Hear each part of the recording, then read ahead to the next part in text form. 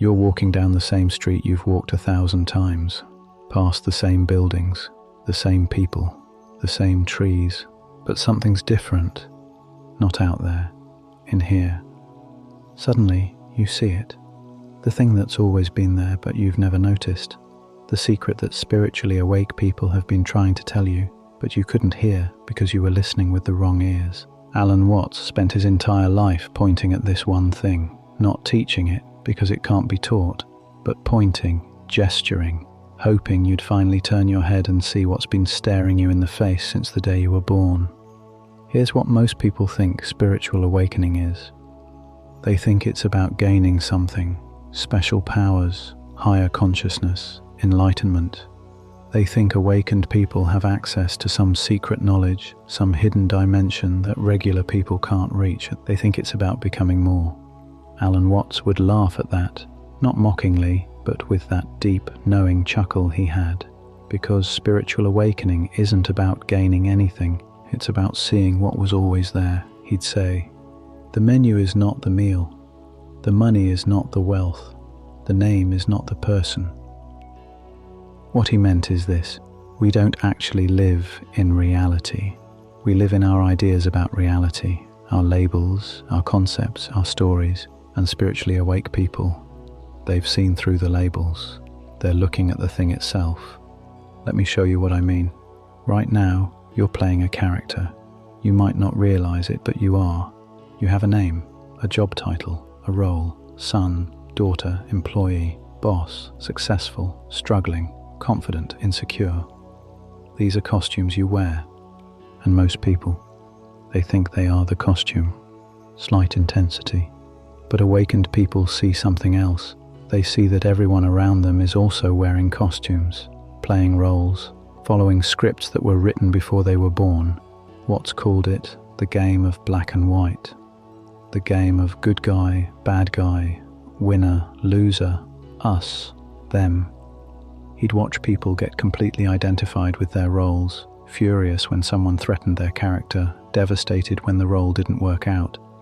And he'd see it for what it was, a game people forgot they were playing. Awakened people remember it's a game. And here's the strange part. Once you remember it's a game, you can play it better, because you're not taking it so seriously that it paralyzes you. You show up to work, you pay your bills, you have relationships, but there's this lightness underneath, this secret knowing that none of this is as solid and permanent as it seems.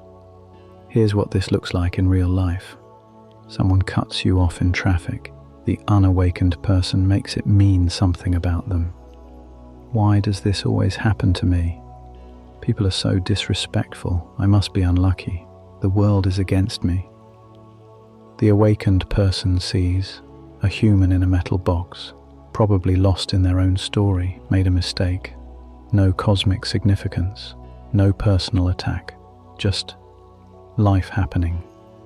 One person is trapped in their story, the other is watching the story unfold.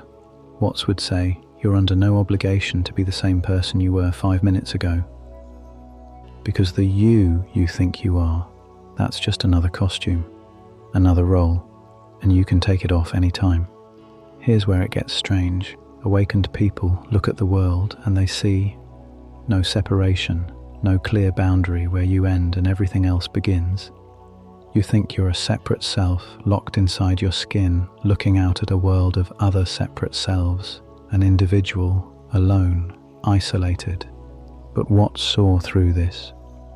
He'd point out, where do you actually end? You breathe in air.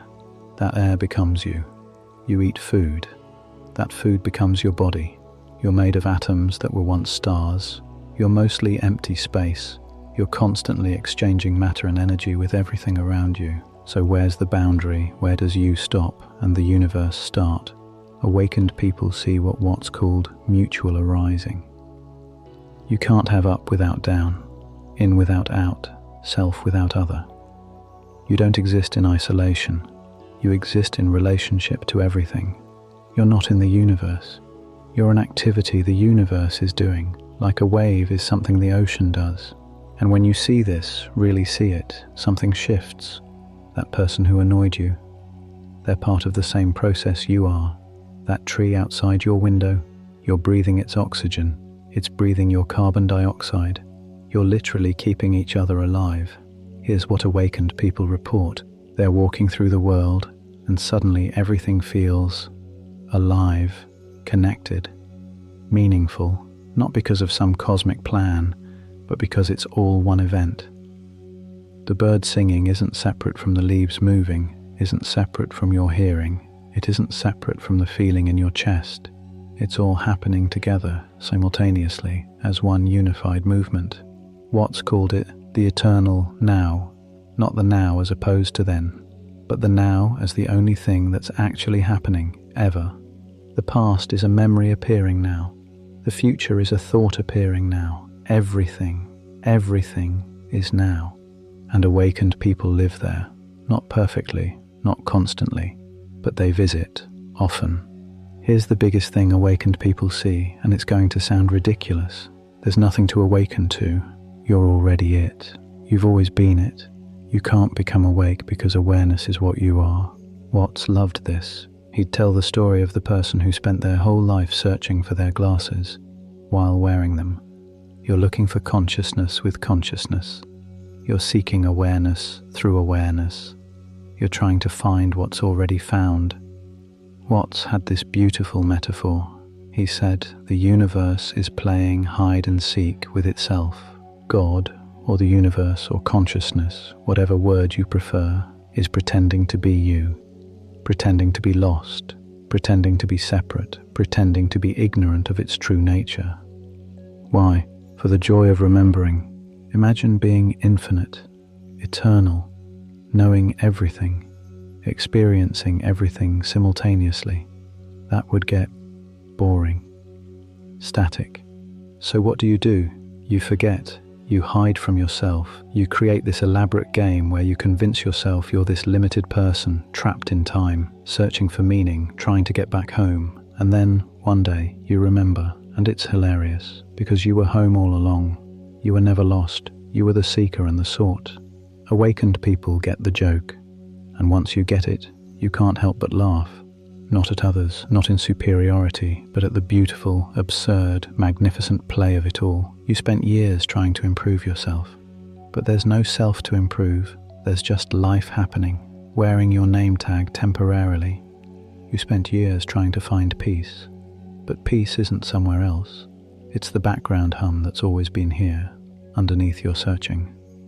You spent years trying to become awakened. But awakening is just noticing you were never actually asleep. You were just dreaming you were. And when you see this, really see it, the seeking stops, not because you gave up, but because you realize there was nowhere to go.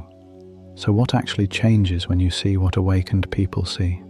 Everything and nothing. You still have problems. You still feel emotions. You still go to work, pay bills, have disagreements.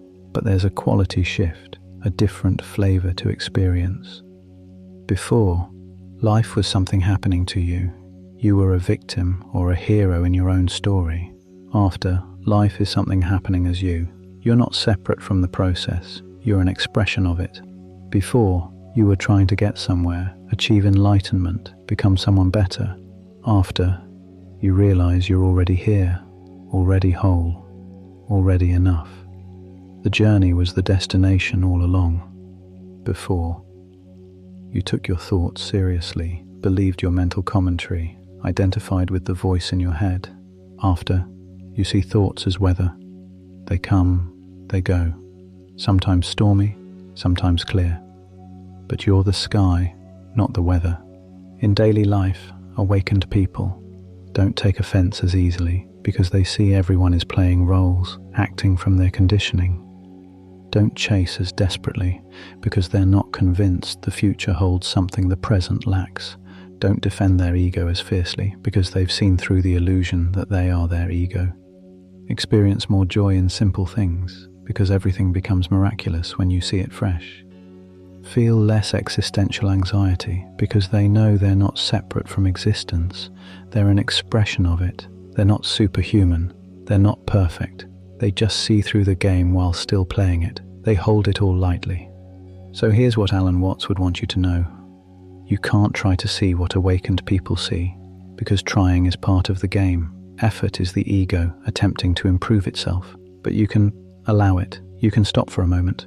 Right now, look around you. Whatever's in your environment right now, don't label it. Don't think about it. Just see it. See the colors, the shapes, the light, the space between objects. Feel your body, the aliveness in your hands, your breath moving by itself, your heart beating without your instruction. Notice that there's an awareness here, noticing all of this. And that awareness isn't separate from what's being noticed. It's all one event. You're not observing life, you're life observing itself. Spiritually awake, people don't see something others cannot see. They see what others are not looking at. It's right here. It's always been here. It's so obvious we miss it. Watts would say, the meaning of life is just to be alive. It is so plain and so obvious and so simple. And yet everybody rushes around in a great panic, as if it were necessary to achieve something beyond themselves. You don't need to achieve awakening. You need to stop overlooking the awakeness that's already present. And the beautiful thing, you've already started, because something in you heard this and recognized it, not learned it, recognized it. That recognition, that's the awakening. Right there. Welcome home. You never left. If this resonated, you're part of a growing community of people who are seeing through the game while still playing it. Subscribe so we can keep exploring these ideas together, and share this with someone who's searching for something they already have. Drop a comment. What's one thing you see now that you didn't see before? I read every single one. This is a conversation, not a broadcast. Thanks for being here. Seriously.